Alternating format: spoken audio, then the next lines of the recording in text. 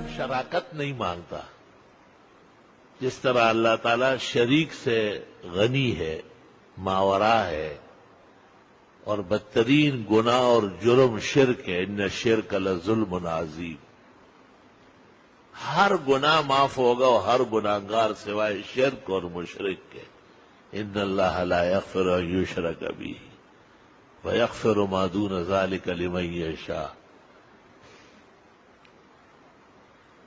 جن جن اعمال پر بھی خطرہ تھا تو آپ نے آگاہ کیا امت کو، جناب رسول اللہ صلی اللہ علیہ وسلم نے، کہ اس میں بھی شرک کی بو ہے. آپ نے ادمی اور اجمی آداب کو بھی کہا ہے، یہ جھکتے ہوئے ہو، ہاتھ باندھتے ہوئے ہو، نمستے کا، کہ اس میں بھی شرک کی بو ہے. آپ نے ریا کو بھی شرک خفی کہا ہے کہ ان چیزوں میں دخل لانے سے، شراکت آنے سے یہ اللہ کی مرضی سے نکل جائے گا. حدیث شریف میں ہے کہ اللہ کے حضور قیامت کے دن 3 آدمی پیش ہوں گے.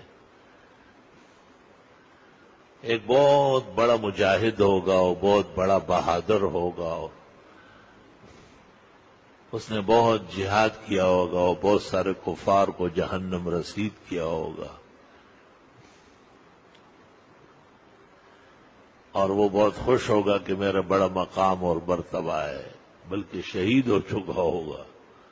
حق تعالیٰ کہے گا کہ یہ تو آپ شہرت کے لیے کر رہے تھے، ہو گیا، وہ مشہور بہت ہو چکے ہیں، میرے پاس کوئی چیز آپ کے لیے نہیں. اسی طرح ایک سخی کو لایا جائے گا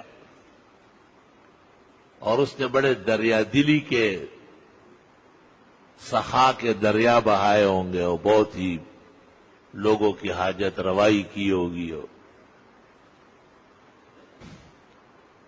کئی لوگوں کا پیٹ بھرا ہوگا، ان کے جسم کو کپڑا مہیا کیا ہوگا، ان کے گھر آباد کیے ہوگے.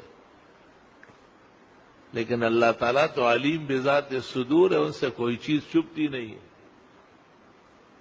حق تعالیٰ کہے گا کہ یہ آپ نے کس کے لیے کیے تھے، یا یہ تو آپ اس لیے کر رہے تھے کہ لوگ آپ کو بہت بڑا سخی کہے اور آپ کے تذکرے ہو اور آپ کے ڈنکے بجے اور آپ کو لوگ یاد کر لیں. بس ہو گیا، فقط فعلا، میرے پاس کوئی چیز نہیں ملے گی.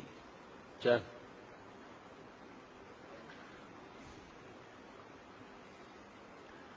اسی طرح ایک صاحب علم آئے گا، بعض روایت میں قاری آئے گا.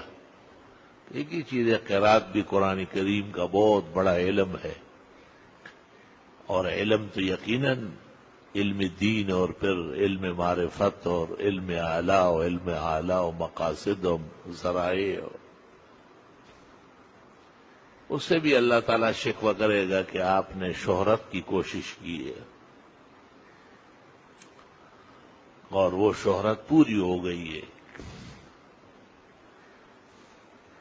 لہذا میں آپ کو کسی قسم کا اجر یا مقام نہیں دوں گا. اللہ تعالیٰ حفاظت فرمائے. اور کیا مخلوق اور کیا اس کا علم ہو. کہتے ہیں نا، دامن بچانا کامل کا کام ہے، کہ آدمی کام بھی دنیا میں کرے اور خیریت سے گزر جائے اور اس کے دامن پر کوئی داغ دھبا نہ لگے. یہ دینی مدرسوں میں الحمدللہ بڑی کامل تربیت ہوتی ہے اور بہت کوشش کی جاتی ہے، لیکن کئی نقصان بھی ہو جاتا ہے. انسان ہے، بشر ہے، انبیاء تو نہیں ہے. کسی کتاب کی ابتدا کر دے کہ یہ لکھی گئی ہے تو اس کو رونمائی کہتے ہیں، تقریب رونمائی.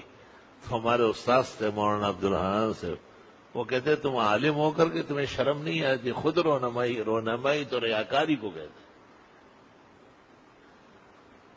ایک بڑے ادارے میں حضرت نے کہا کہ اس سے پیچھے ہٹو، تم رونمائی کے لیے رہ گئے ہو دنیا کے اندر. تو میں نے آواز دی، میں نے کہا یہ حقیقت میں تشکر کے معنی میں ہے. تو حضرت نے کہا یہ کہو کہ ایک کتاب لکھی گئی ہے، چھپ گئی ہے، امت کے کام کیے، آج اس کا شکر ہے.